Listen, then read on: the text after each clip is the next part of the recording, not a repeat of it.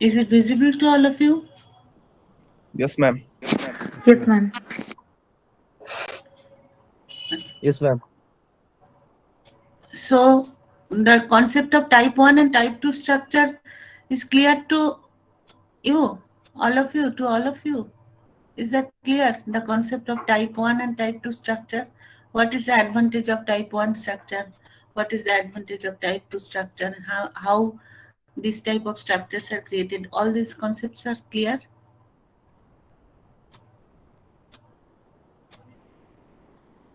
If anybody has any confusion, any question, please ask me.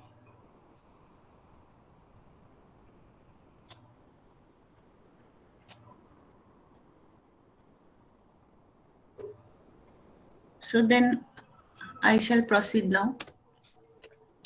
Now quantum wells. What is quantum well?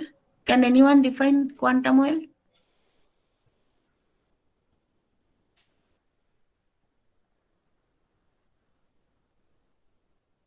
What is the difference between heterostructure and quantum well?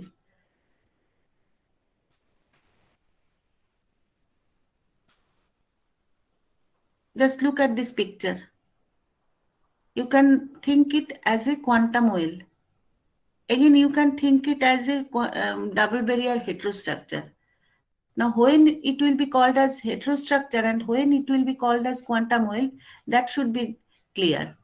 That must be clear to you. Can anyone define when it is called quantum well? This picture is known to you. This is very much common picture, and if I ask you to draw a quantum well, you can draw this. But how this can be called as a quantum well? Now, actually, when electrons are considered in a bulk semiconductor, the electrons are free to move in all of the three directions: X direction, Y direction, Z direction. Electrons can move in all these three directions. But if you have any idea about de Broglie wavelength, what is de Broglie wavelength? De Broglie wavelength is that the wavelength associated with the electron wave function.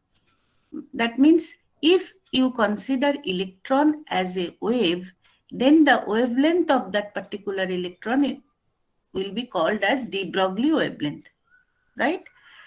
Then if I make any of the dimension, either X or Y or Z, any of the dimension is comparable to this de Broglie wavelength, then what will happen?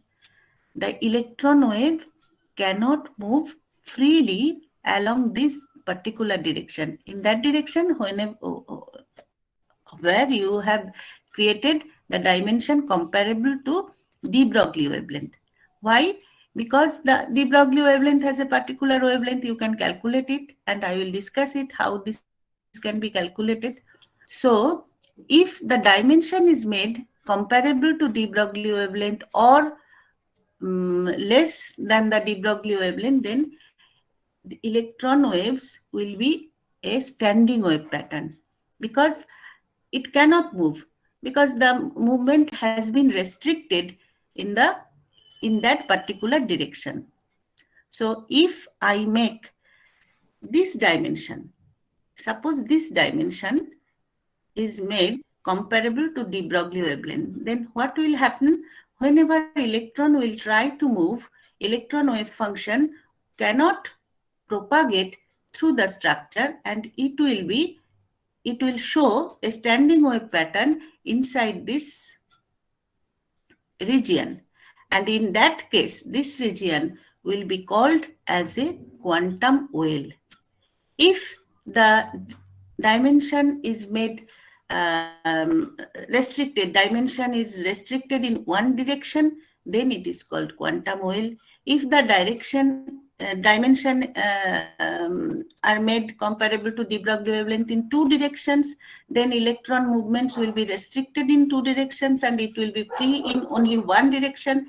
In that case, this type of structure will be called quantum well. And if all the three directions are restricted, then electron cannot move freely in either directions. either X or Y or Z. No direction, in no direction, electron can move freely. In that case, the structure will be called as quantum dot or quantum box. Right? Now we will discuss about quantum well in this class. So in case of bulk semiconductor, the electron motion is free in all three directions, and you know it from EK relationships, the energy of the electron can be written in this way: h bar square k square by 2 me, where me is the effective mass of electron in the particular semiconductor. Now, if the electron is confined in a one-dimensional potential well, that means you have made one dimension comparable to de Broglie wavelength. The free motion of the electron is inhibited in that direction. The electron waves are then standing wave in nature, and the energy becomes quantized. The electron is, however, free to move along other two directions. Suppose the quantum well has been grown in Z direction. So the dimension in the Z direction is made comparable to de Broglie wavelength. Then along the Z direction, electrons are restricted to move, but along X and Y direction, the movement of electron is free. The electrons can move freely along X and Y direction. So we can assume the electron in that particular structure as a two-dimensional electron gas. Two-dimensional electron gas. Two-dimensional electron gas means electrons are restricted to move in a particular direction, and in that direction, the dimensions are made comparable to de Broglie wavelength, and in that particular direction, electrons will give a standing wave nature, and in other two directions, electrons are free to move or free to propagate in other two directions, suppose X and Y direction. So whenever you are trying to calculate the wavelength, then from this relation you can lambda is 2 pi by k is the wave vector, and if you calculate k from this relation, then the electron wavelength is given by this, and this is the de Broglie wavelength. And if the dimension is made comparable to de Broglie wavelength, then the structure is called quantized structure by quantum structure. Is that clear? What is known as quantum structure? How quantum structures are created? Is that clear?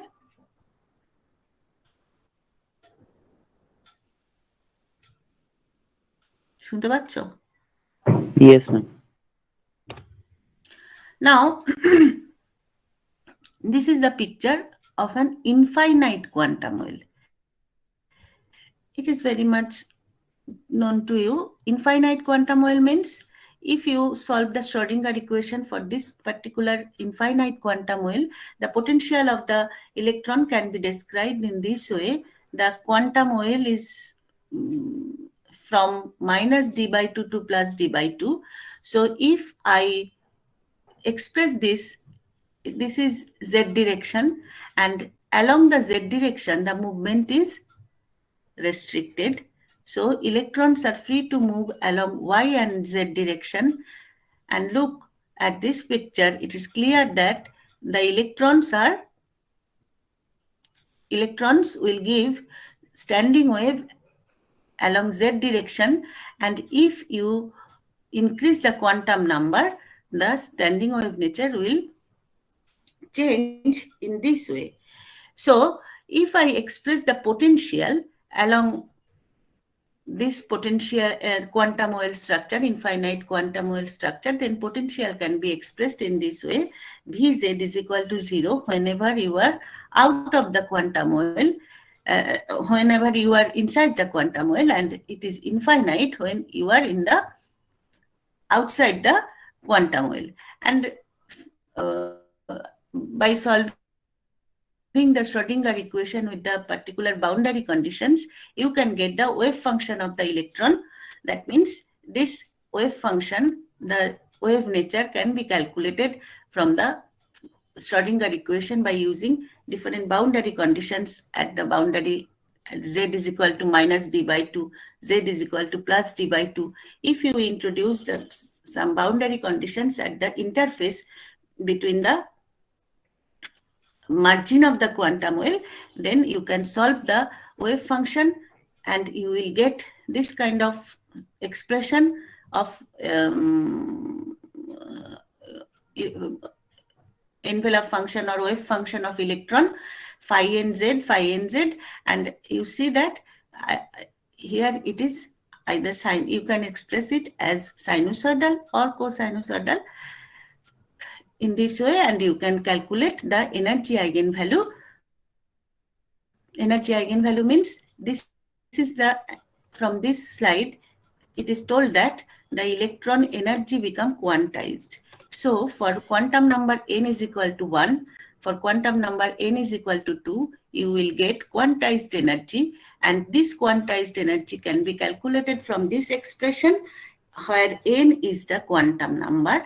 If you put here 1, then you will get this energy.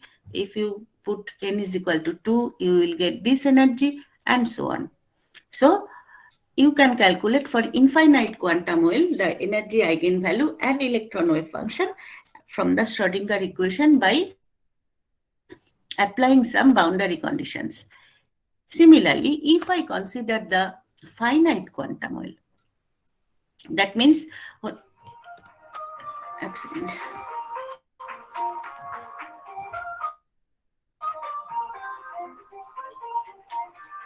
আমি class নিচ্ছি, পরে phone করব।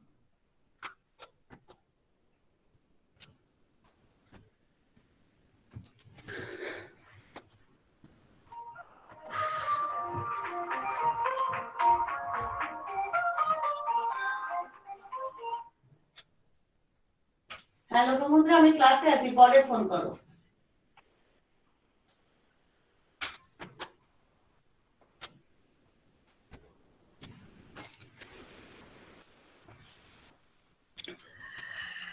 If I consider finite quantum well, what is meant by finite quantum well? You see here the potential, whenever you are outside the quantum well, the potential is infinite.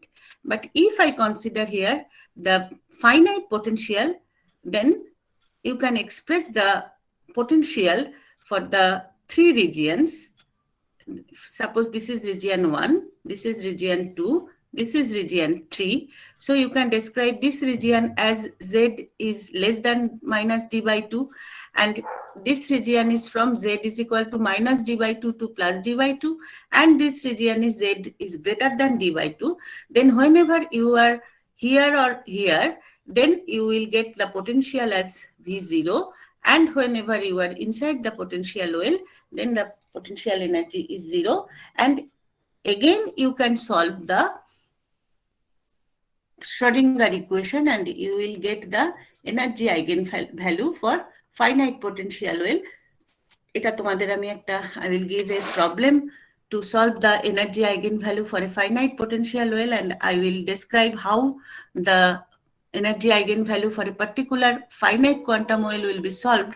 I will discuss it in the next class.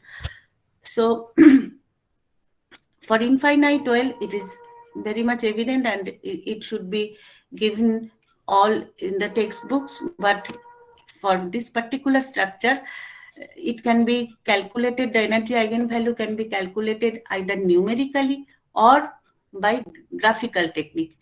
And graphical technique, in the textbook, the graphical methods are described very clearly, but I will discuss you the numerical technique, and you can solve it by MATLAB programming, the energy eigenvalue for a particular finite quantum well. I will discuss it in the next class, right? Now comes multiple quantum wells. Multiple quantum wells means if you grow the quantum wells one after another, suppose this is one quantum well and you can grow another quantum well here, another quantum well there, etc. Then you will get multiple quantum well structure. In multiple quantum well structure, look at this picture. This is aluminium gallium arsenide and this is gallium arsenide. Gallium quantum wells are made with gallium arsenide material and barriers are made. This is well and this region is known as barrier. Barrier, well, barrier. If the dimension is comparable to de Broglie wavelength, then it is called as quantum well, or it is double barrier heterostructure or a bulk structure. Now we are discussing about quantum well structure. So we will call it as barrier, quantum well, barrier, then again another quantum well, barrier, barrier, etc. So if I consider this type of structure, then gallium arsenide and aluminium gallium arsenide. In this case, whenever gallium arsenide quantum wells are grown on aluminium gallium arsenide barrier, then you will get type 1 quantum well structure. So, series of quantum wells are grown on a substrate. Quantum wells are made of gallium arsenide and barriers are made of aluminium gallium arsenide, and this type of structure is called multiple quantum well. Now see, when the multiple quantum well structure are called superlattice, if the width of the barrier is very much small, then it will be called as superlattice. Why? Superlattice structure, what is the difference between superlattice and multiple quantum well structure? In the case of multiple quantum well structure, the width of the barrier is much more higher than the width of the barrier in case of superlattice structure. And how this will make any difference between multiple quantum well and superlattice structure? First, look at this picture. Whenever you are considering what is the difference between this structure and this structure, first of all, you see here the standing wave has been ended at the end of the quantum well. Here also, here also. But in this case, whenever we are considering finite barrier structure, then the wave function will penetrate in the barrier region. This is the difference between these two pictures. Whenever you are considering infinite quantum well, in that case the standing waves are confined inside the quantum well. But whenever we are considering the finite quantum well structure, in that case the electron wave functions are penetrating in the barrier. So if I grow multiple quantum wells, suppose here another quantum well is present. In that case, in that particular quantum well, a standing wave will be generated there, and it will penetrate inside the barrier here. Then what will happen? So, if the barrier width is made very much small, if the barrier width is small, then what will happen? This electron wave function will overlap with the electron wave function coming from the next quantum well, right? Then we will call it as coupling of the quantum well.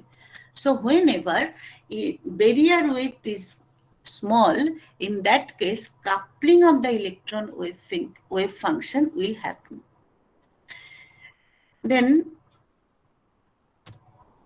in that case, when two semiconductors A and B are grown alternatively, with A serving as the well and B as the barrier, the structure BAB is a single quantum well. A repetition of the layer sequence BAB like this leads to a multiple quantum well or a superlattice structure.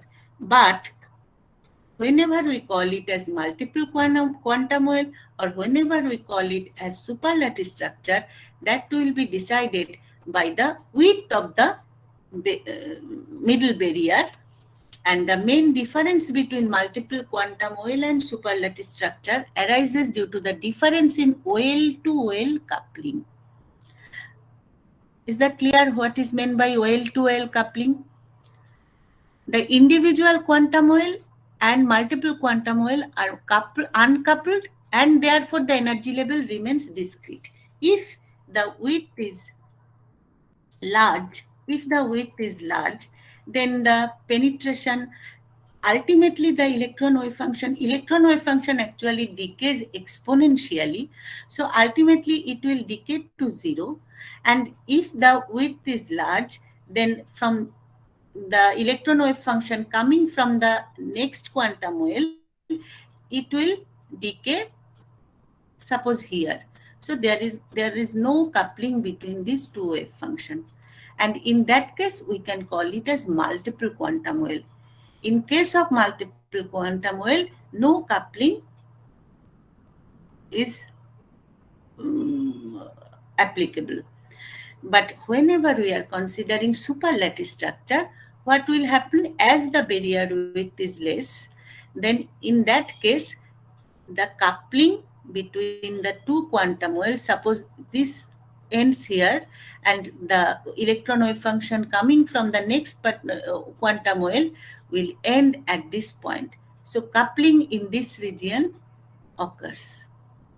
So in case of superlattice structure, the widths of the barrier layers are too small so that the electronic wave function in a well tunnels into the adjacent wells. For the two coupled wells, the coupling leads to two closely spaced energy levels centered on the original degenerate energy level. The presence of n coupled well gives rise to n closely spaced energy levels. What does it mean? That means, suppose this is the first energy level of the first quantum well. And if you consider a superlattice structure with a quantum well, suppose here, then what will happen? This energy level and the energy level of the next quantum well, from this statement, the coupling leads to two closely spaced energy level centered on the original degenerate energy level. What is meant by degenerate energy level? Degenerate energy level means two energy levels with the same energy. এটা কোথায় বলেছিলাম? In case of heavy hole subband, when we discussed about heavy holes and light holes, we discussed it as it is two-fold degenerate. That means from a particular energy,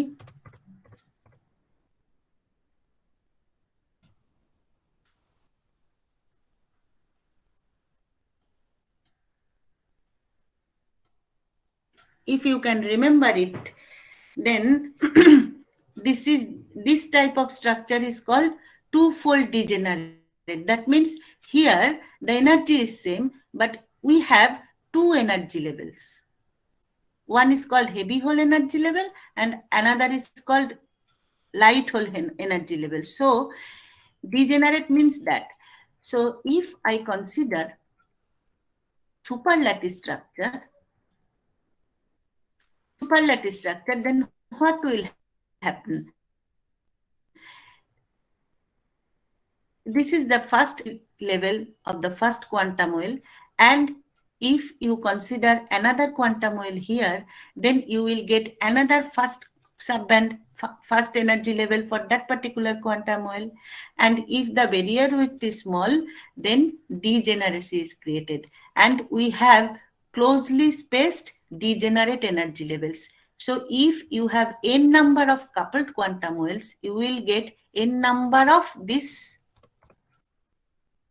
n closely spaced energy levels, and this will give you a separate energy level, and it is called mini band. Right? If any questions from your side?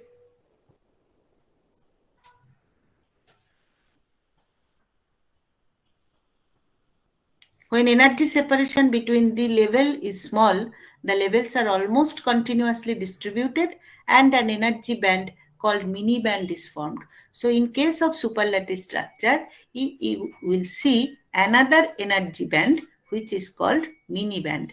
Now is that clear how mini band is created? কারো কোনো প্রশ্ন আছে?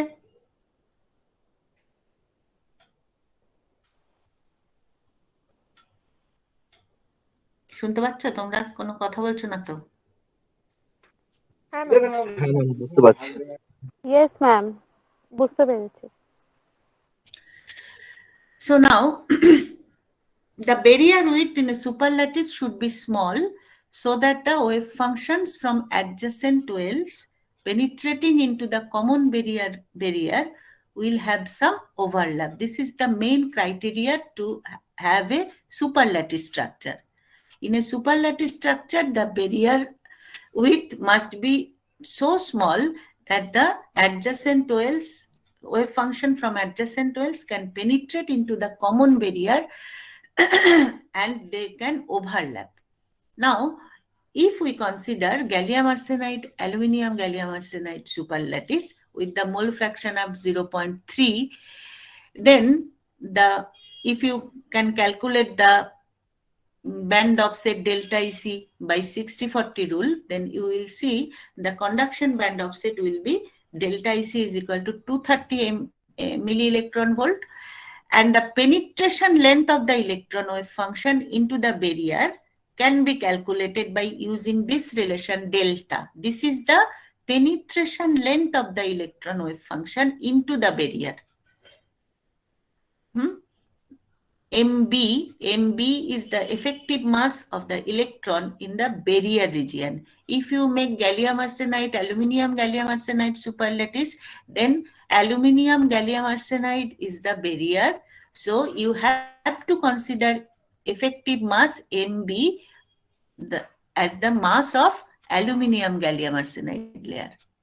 So in this way, we can calculate the penetration length of the electron wave function into the barrier. Now, if you calculate this for this particular structure with the particular effective mass, then you will see delta will come as 1.335 nanometer. So this is the penetration length. Suppose this is gallium arsenide quantum well and this is aluminium gallium arsenide barrier, and you can calculate the penetration length this from the using this relation of delta. So this is delta. Now the wave function in the barrier decreases exponentially. From the figure it is clear, and we assume that it is 0 at a distance of 4 delta. What does it mean? That means here it is drawn, here it is 0. Now we can, it is seen that it is approximated that this length, where it will approach to the value of 0, this length is 4 delta. And we assume that it is 0 at a distance of 4 delta. Under this approximation, a barrier width of 8 delta. Why 8 delta? Because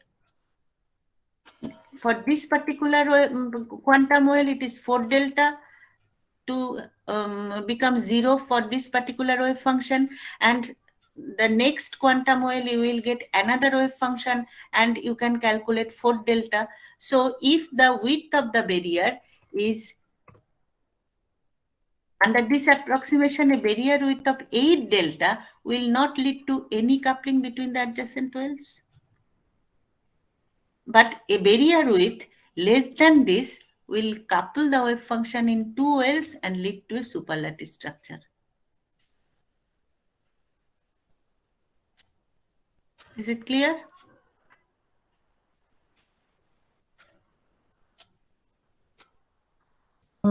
Yes, ma'am.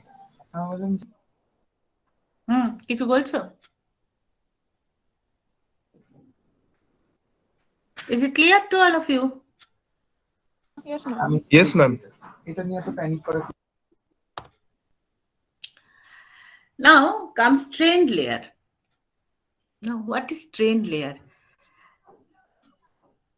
If you have any idea about epitaxial growth, then you will see that the strained layer epitaxy is related to the growth of an epitaxial layer with a slight degree of mismatch, lattice mismatch from and on a thick substrate. That means whenever you are growing an epitaxial layer over a substrate, then whenever fabrication process is going, then the some lattice mismatch with the epitaxial layer will happen, and this lattice mismatch will generate some strain in the epitaxial layer. This lattice mismatch produces a strain on the grown layer and alter its physical properties. Now, if you can use controlled growth process, then crystal property can be maintained throughout the structure. Now, if I consider suppose this is an epitaxial layer and this is the substrate. You have to grow this epitaxial layer on this substrate. Now, the substrate has a fixed lattice constant, and the epitaxial layer which is to be grown on this substrate, it has also a definite specific lattice constant. So the lattice constant of the substrate is not same with the lattice constant of the epitaxial layer. Now, if I want to grow with lattice match structure, suppose I want to grow this epitaxial layer which is to be grown on this substrate, this must be lattice matched with this substrate. Then the ultimate structure will look like this. That means the lattice constant of this should be same as the lattice constant of this. So now we will call it as lattice matched structure. So growth of epitaxial layer on a perfectly lattice matched structure. If the lattice constant of this and lattice constant of this are same, then you can grow the epitaxial layer perfectly lattice matched with the substrate.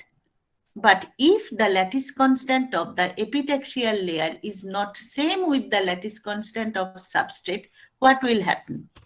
Now suppose the lattice, this is the this is the substrate, and this is the epitaxial layer which is to be grown on this substrate, and you see that the lattice constant of the epitaxial layer is larger than the lattice constant of the substrate.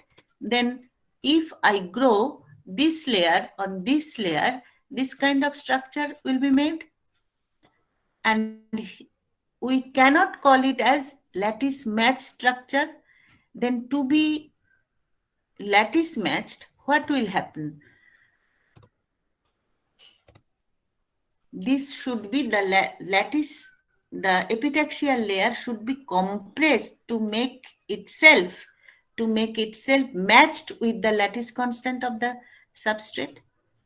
And under this condition, the lattice constant of the epitaxial layer will be compressed to make it adjustable with the lattice constant with the substrate, and we will get this kind of structure. Again, you can call it as lattice match structure, but it is strained because the total lattice structure of the epitaxial layer has been compressed to make it adjusted to have the same lattice constant with the substrate. So this type of strain is called compressive strain, as to make it same with the lattice constant of the substrate, the lattice constant of the epitaxial layer is to be compressed here.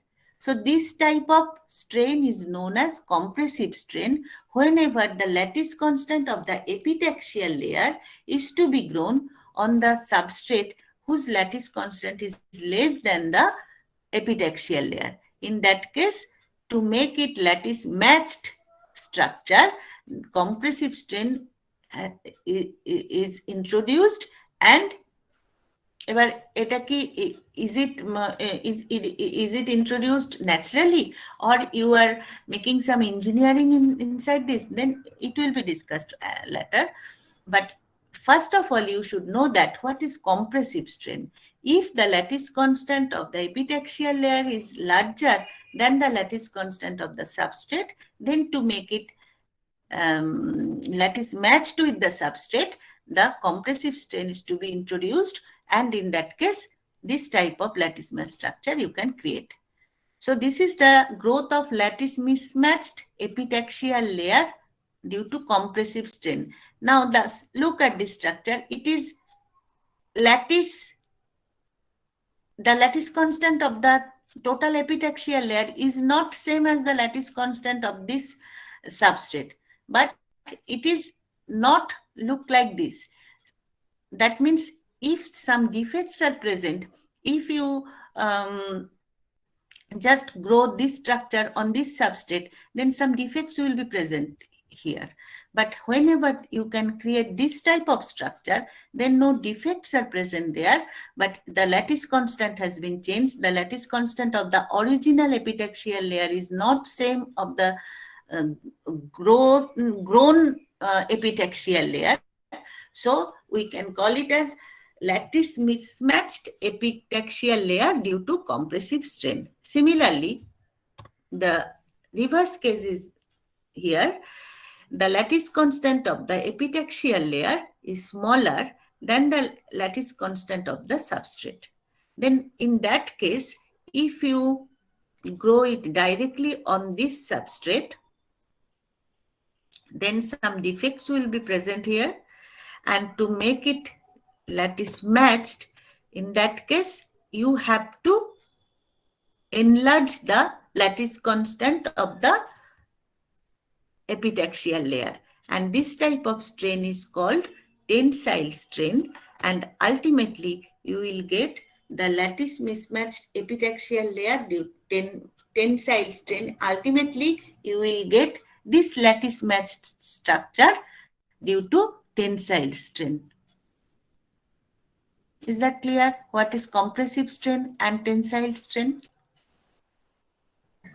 Yes, ma'am. Now, so if the lattice constant of the substrate is AS and lattice constant of the epitaxial layer is AF, then if AS is greater than AF, compressive strain arises, and if AS is less than AF, then tensile strain arises. From the previous pictures, it is clear. Now, suppose one example. The lattice constant of silicon is 5.43 angstrom, and lattice constant of germanium is 5.64 angstrom. So, lattice constant of germanium is larger than the lattice constant of silicon. So, what will happen if you want to grow germanium on silicon? Either compressive or tensile?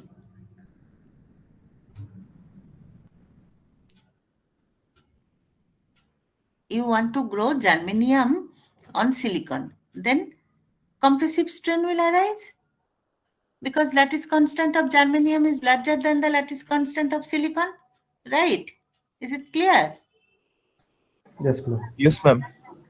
So if you have some silicon substrate and if you put some germanium epitaxial layer over there, then what will happen? The germanium epitaxial layer will be compressively strained.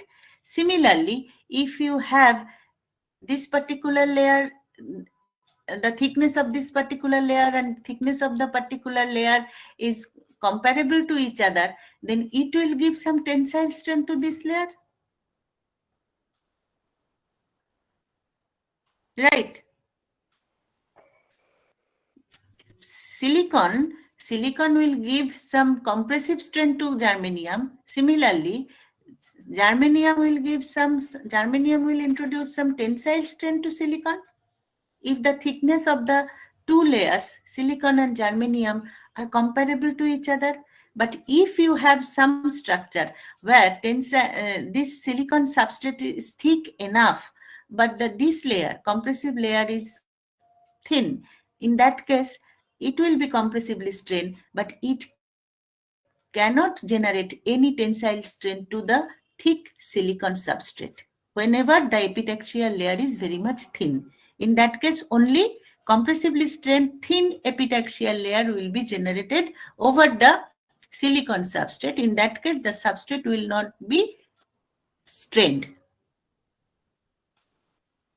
Clear holo? বোঝা গেল এটা?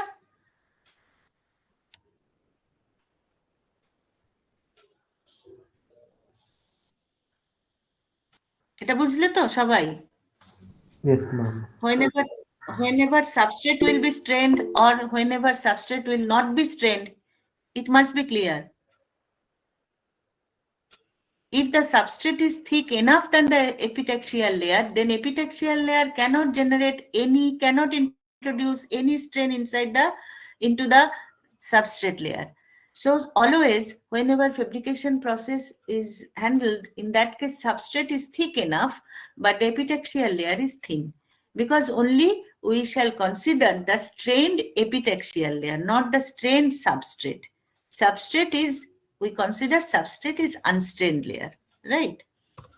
Now, and if you calculate the strain, then you will see if A0 is the lattice constant of silicon and A is the lattice constant of germanium, then the strain will be 4.2%. So it is not very much easy to make germanium to grow germanium epitaxial layer over silicon, because always silicon introduce 4.2% strain on germanium. So what is the solution? In that case, silicon germanium comes into the picture, and silicon germanium, what is the advantage of silicon germanium? Look, the germanium has a larger lattice constant than silicon. So whenever you are putting some germanium into the silicon, then the lattice constant of silicon germanium will be higher than the lattice constant of silicon. In that case, what will happen? In that case, silicon, whenever you are trying to grow silicon germanium epitaxial layer on silicon substrate, in that case also, silicon germanium has a bulk relaxed lattice constant smaller than germanium, because silicon has been introduced here. Silicon has a lower lattice constant than germanium. So if you want to grow germanium epitaxial layer, the lattice constant যেটা তুমি পেতে, whenever you are considering silicon germanium layer to be grown on the silicon substrate, the lattice constant of this silicon germanium will be smaller than germanium, because silicon has been introduced here and the silicon has a lattice constant smaller than the germanium. In that case, naturally strain decreases, because the difference between the lattice constant of silicon and silicon germanium become less. So here also, from this picture, we will see that it will be compressively strained, but strain is less than the strain introduced whenever germanium is to be grown on silicon substrate.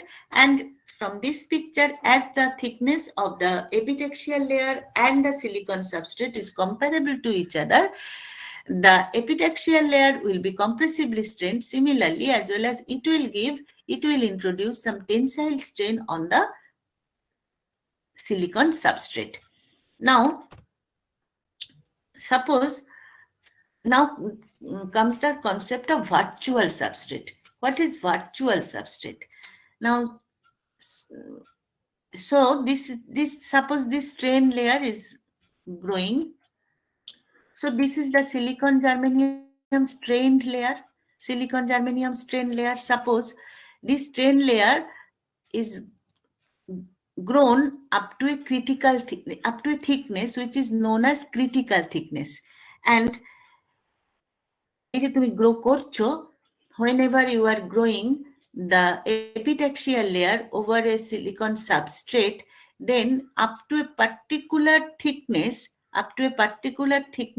which is called critical thickness, the strained layer grows up to this critical thickness. But after this critical thickness, beyond the critical thickness, if you grow the this layer, if you grow this strained layer beyond the critical layer thickness, what will happen? Some defects will appear. Some misfit dislocation or some defects will appear like this. This is the strained layer, and the strained layer এখানে একটা substrate আছে, and over the substrate you are growing some strained layer, and whenever you cross the critical layer thickness, some dislocations or defects will appear. And if you grow the strained layer again, then after some layers will be grown, then we will see that the strained layer will maintain its native lattice constant. That means the lattice constant of the silicon germanium structure. Suppose this is the strained layer, and whenever it is grown on silicon substrate, first of all, it tries to adjust its lattice constant with the lattice constant of the substrate, and strain layer is grown. And up to the critical layer thickness, the lattice constant has been changed with the lattice constant of this substrate, and up beyond the critical layer, some defects will appear. And if you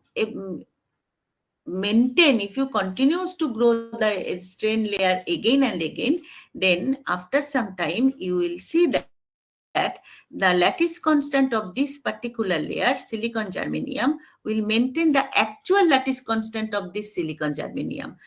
Firstly, it tries to adjust its lattice constant with the lattice constant of this substrate. But after the dislocation, whenever dislocation will also disappear, then it will maintain some strain will be relaxed, no strain effect is present here, and it will maintain its original lattice constant. And in that case, we will call this layer is called virtual substrate.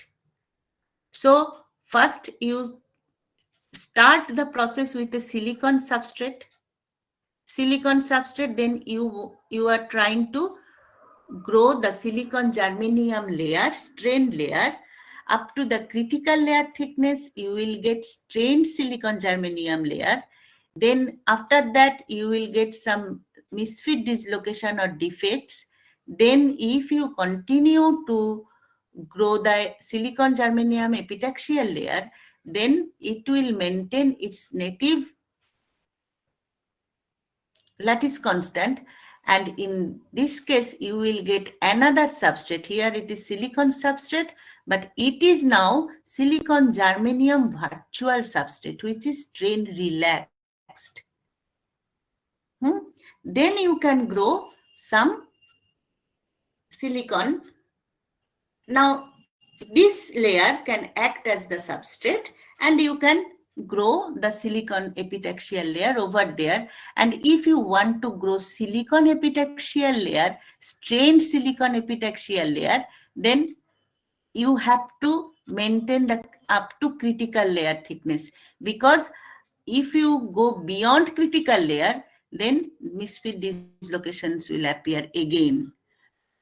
So if you want to grow tensile, it must be tensile strain, because silicon germanium will have a lattice constant greater than the silicon epitaxial layer. So now you are growing silicon epitaxial layer, strained silicon epitaxial layer over silicon germanium virtual substrate.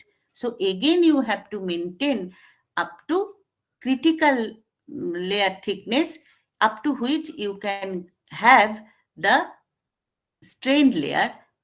If you go beyond critical layer, then again misfit dislocation will appear. So the strain layer can be obtained only up to the critical layer thickness. Is that clear? The concept of virtual substrate? Yes, ma'am. So due to compressive and tensile strain, if some significant change in the valency band will happen, if I consider this band structure EK relation for unstrained structure, then you will see here twofold degenerate heavy hole and light hole band. But if you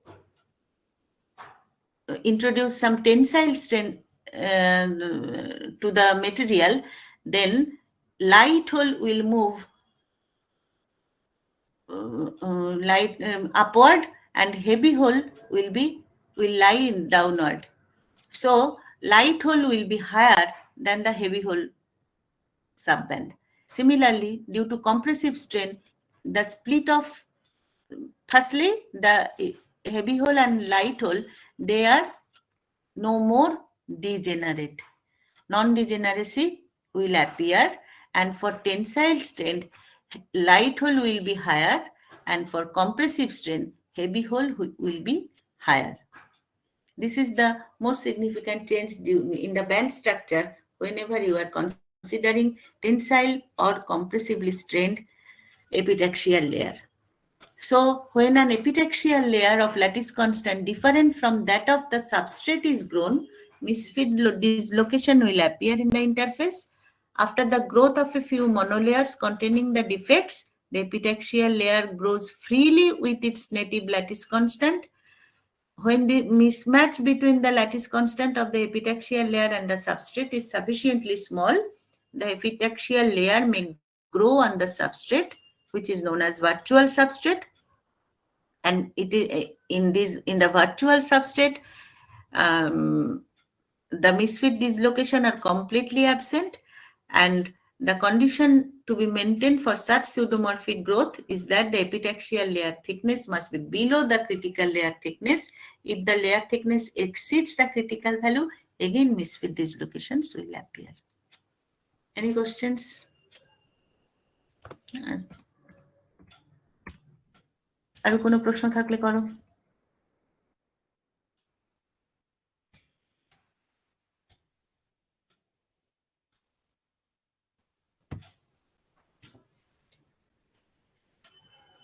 Do you have any questions?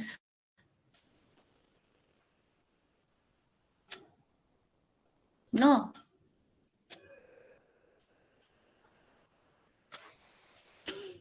বেশ